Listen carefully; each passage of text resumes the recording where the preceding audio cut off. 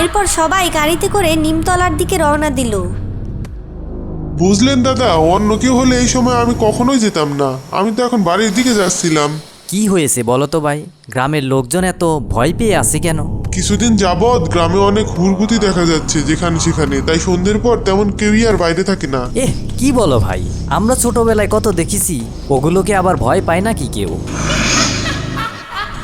ভাই, এ হুড়গুতি সে হুড়গুতি নয়, এ খুব ভয়ানক দেখতে। গ্রামের কয়েকজন লোক তো ইতিমধ্যে হুড়গুতির কবলে পড়ে মরতে মরতে বেঁচেছে। বাবা, হুড়গুতি কি? মা, হুড়গুতি হলো... এই দেখো, তুমি কি এখন থামবে? বাচ্চাদের সামনে এসব কথা বলতেছো, ওরা তো ভয় পাবে নাকি? আরে না, ওরা ভয় পাবে কেন? ওরা আমার সাহসী মেয়ে। হ্যাঁ, খুব হয়েছে আল্লাহ, এখন চুপ করে বাকি রাস্তাটা চলো।